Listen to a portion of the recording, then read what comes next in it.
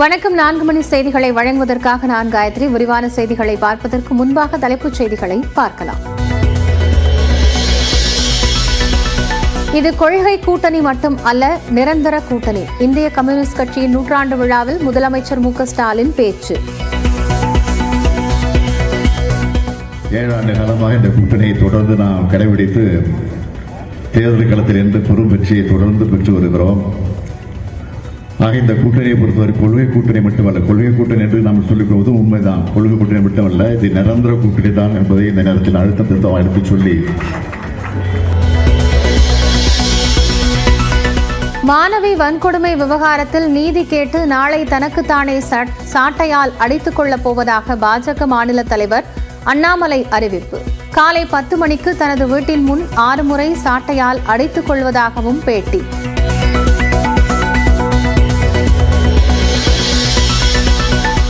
நாளை முதல் 48 நாட்கள் விரதம் இருந்து அறுபடை முருகனிடம் முறையிடப் போகிறேன்.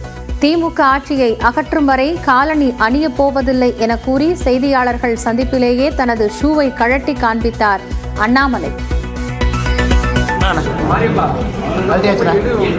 திமுக ஆட்சியிலிருந்து போற வரைக்கும் வெறுங்கால மக்கள்கிட்ட கோரிக்கை வைக்கிறோம். நீங்க பாத்துங்க, நாங்க திரும்பி எலெக்ஷன் பணம்லாம் கொடுக்க போறோம். நீ 1000 கோடி கூட வீழ்த்திறக்க எல்லாம் பாடம் கொடுத்தாம தான் மறுபடியும் எலெக்ஷன் நிற்போம். என்ன வேணுமோ பண்ணி இன்னி செருப்பு போடுறது கிடையாது. திமுக ஆட்சியிலிருந்து வெளியே போற வரைக்கும் வெறுங்கால் தான். இன்னி பாத்துக்கலாம், வாங்க 2 கோடி. பல்கலைக்கழக வளாகத்தில் மாணவி வன்கொடுமை செய்யப்பட்ட விவகாரம் விசாரணை நடத்த 4 பேர் கொண்ட குழுவை அமைத்தது அண்ணா பல்கலைக்கழகம்.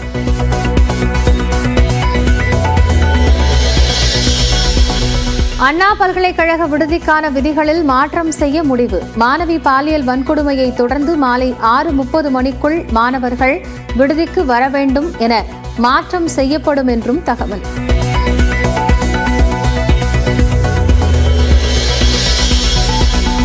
செல்போன் எண் மூலமாக சிக்காமல் இருக்க பிளைட் மோடில் செல்போனை வைத்திருந்த குற்றவாளி.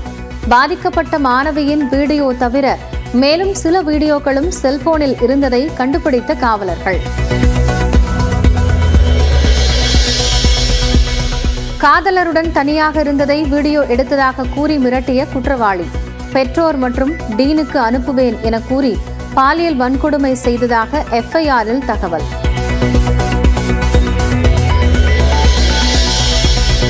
வன்கொடுமை செய்யப்பட்ட மாணவியை அந்த சாரிடம் தனியாக இருக்க வேண்டும் என மிரட்டிய ஞானசேகரன். யார் அந்த சார் என்பது குறித்து காவல்துறையினர் தீவிர விசாரணை.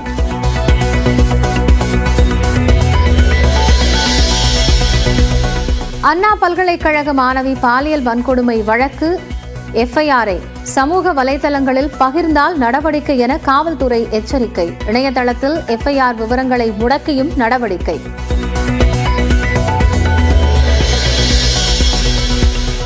மாணவியின் விவரங்கள் அடங்கிய எஃப்ஐஆர் நாங்களே லீக் செய்யவில்லை. அண்ணாமலையின் குற்றச்சாட்டிற்கு அமைச்சர் ரகுபதி மறுப்பு.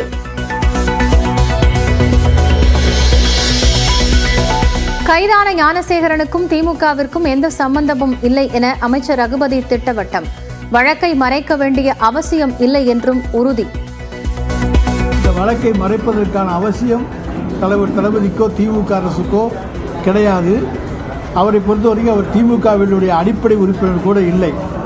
ஆனால் சில ஊடகங்களிலே அவர் திமுகவை சேர்ந்தவர் என்பது போலவும் மாணவர்களினுடைய ஒரு துணை அமைப்பாளர் என்பது போலவும் அங்கே செய்திகள் வந்திருக்கின்றன. பாலியல் வன்கொடுமை குற்றவாளிக்கு விரைந்து தண்டனையை பெற்றுத்தர நடவடிக்கை. அமைச்சர் கோவி செழியன் உறுதி. இன்னும் கவனமாக இருந்து மாணவர்கள் நலன் காக்க நாங்கள் பெருந்துணை பூர்வம் என்பதை தெரிவித்துக் கொள்கிறேன். விரைந்து நடவடிக்கை எடுப்பதற்கான நடவடிக்கை எடுக்கப்படுகிறது. மாணவி பாலியல் வன்கொடுமையை கண்டித்து அண்ணா பல்கலைக்கழகம் முன்பு அதிமுகவினர் மறியல். நாளை தமிழ்நாடு முழுவதும் போராட்டம் என எடப்பாடி பழனிசாமி அறிவிப்பு. ராமேஸ்வரத்தில் உடைமாற்றும் அறையில் கேமரா சிக்கிய வழக்கில் பிடிபட்டவர் அதிமுக பிரமுகரின் மருமகன். அமைச்சர் ரகுபதி குற்றச்சாட்டு.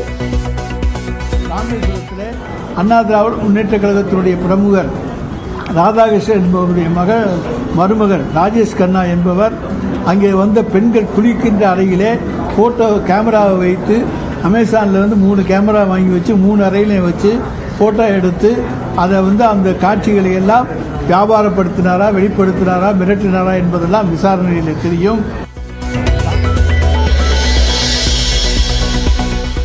எழுத்தாளர் MD வாசுதேவன் மறைவிற்கு முதலமைச்சர் மு க ஸ்டாலின் இரங்கல்.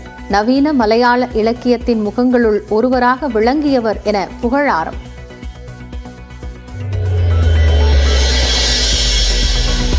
பொங்கல் பண்டிகைக்கான இலவச வேட்டி சேலைகளை ஜனவரி 10ஆம் தேதிக்குள் ரேஷன் கடைகளுக்கு அனுப்ப வேண்டும்.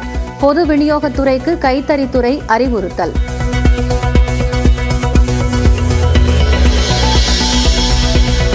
மதுபோதையில் பெண் காவலருக்கு பாலியல் தொல்லை. ராஜபாளையம் சிறப்பு உதவி ஆய்வாளர் மோகன்ராஜை பணியிடை நீக்கம் செய்து SP உத்தரவு.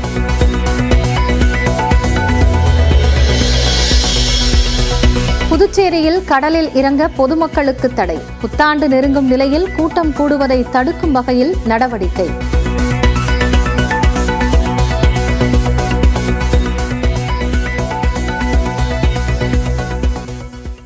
மதசார்பற்ற முற்போக்கு கூட்டணி கொள்கை கூட்டணி மட்டும் அல்ல, நிரந்தர கூட்டணி என முதலமைச்சர் மு க ஸ்டாலின் பேசியுள்ளார். இந்திய கம்யூனிஸ்ட் கட்சியின் 100ஆண்டு விழா மற்றும் விடுதலை போராட்ட வீரர் ரா. நல்லக்கண்ணுவின் 100ஆண்டு விழா நிகழ்ச்சி சென்னை தியாகராய நகரில் உள்ள அக்கட்சியின் அலுவலகத்தில் நடைபெற்றது. இதில் முதலமைச்சர் மு க ஸ்டாலின், மதிமுக பொதுச் செயலாளர் வைகோ, இந்திய கம்யூனிஸ்ட் கட்சியின் மாநில செயலாளர் முத்தரசன், மார்க்சிஸ்ட் கட்சியின் மாநில செயலாளர் K. பாலகிருஷ்ணன் உள்ளிட்ட பலர் கலந்து கொண்டனர். இந்த நிகழ்ச்சியில் பேசிய முதலமைச்சர் மு க ஸ்டாலின், நல்லக்கண்ணுவை வாழ்த்த வரவில்லை, வாழ்த்து பெற வந்துள்ளதாக கூறினார்.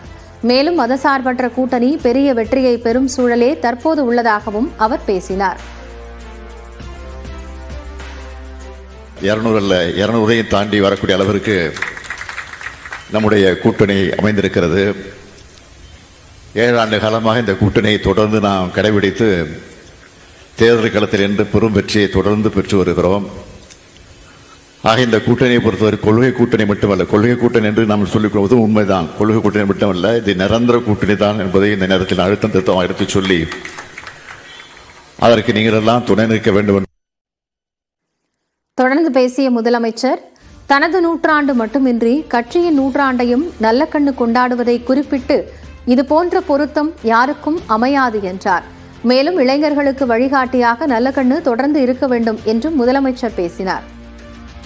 இதனிடையே ஸ்ரீவைகுண்டம் அரசு மருத்துவமனைக்கு நல்லக்கண்ணு பெயர் சூட்ட முதலமைச்சர் மு க ஸ்டாலின் உத்தரவு பிறப்பித்துள்ளார். இது தொடர்பான செய்திக்குறிப்பில் முதலமைச்சர் நேரில் சந்தித்து வாழ்த்திய போது நல்லக்கண்ணு விடுத்த கோரிக்கையை ஏற்று அவர் பிறந்த ஸ்ரீவைகுண்டம் அரசு மருத்துவமனையை CT ஸ்கேன் வசதியுடன் தரம் உயர்த்தி கூடுதல் வசதிகளுடன் புதிய மருத்துவமனை கட்டடம் அமைத்திட முதலமைச்சர் உத்தரவிட்டுள்ளதாக தெரிவிக்கப்பட்டுள்ளது. மேலும் நல்லக்கண்ணுவின் பெருமையை போற்றும் வகையில் புதிய மருத்துவமனையின் கட்டடத்திற்கு தோழர் நல்லக்கண்ணு 100ஆண்டு கட்டடம் என பெயரிடவும் முதலமைச்சர் ஸ்டாலின் உத்தரவிட்டுள்ளார். டங்ஸ்டன் சுரங்கம் குறித்த தகவல்களை மத்திய அரசுக்கு கொடுத்ததே தமிழ்நாடு அரசுதான் என பாமக தலைவர் அன்புமணி ராமதாஸ் தெரிவித்துள்ளார். மதுரை மாவட்டம் அரிட்டாப்பட்டி, வல்லாலப்பட்டியில் டங்ஸ்டன் சுரங்கம் அமைக்க எதிர்ப்பு தெரிவித்து நடைபெற்ற போராட்டத்தில் அன்புமணி ராமதாஸ் கலந்து கொண்டார். அப்போது பேசிய அவர், டங்ஸ்டன் சுரங்க விவகாரத்தில் மத்திய மாநில அரசுகள் இணைந்து மக்களை ஏமாற்றுவதாக தெரிவித்தார்.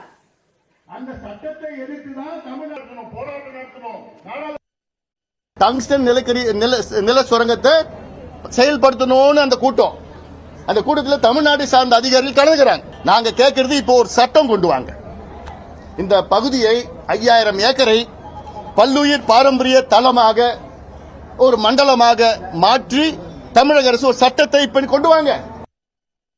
தொடர்ந்து செய்தியாளர்களை சந்தித்த அவர், காவிரி டெல்டா பகுதி பாதுகாக்கப்பட்ட வேளாண் மண்டலமாக அறிவிக்கப்பட்டது போல் அரிட்டாப்பட்டி சுற்றுவட்டாரப்பட்ட பகுதி பாதுகாக்கப்பட்ட பல்லுயிர் பாரம்பரிய மண்டலமாக அறிவித்து சட்டம் இயற்ற வேண்டும் என்றார். தகவல் எல்லாமே யார் கொடுத்தா? தமிழ்நாடு அரசு, மத்திய அரசு கொடுக்கிறா. 5000 ஏக்கரு இங்க இருக்குது, இந்த மலை இருக்குது, அது இருக்குது, இதெல்லாம் தகவல் கொடுத்து நீ நடத்திக்கோன்னு சொல்றான். டங்ஸ்டன் விவகாரத்தில் கூட்டணி பற்றி தான் பேச விரும்பவில்லை என்றும் மத்திய அரசு செய்தது தவறு என்றும் அன்புமணி ராமதாஸ் கூறினார்.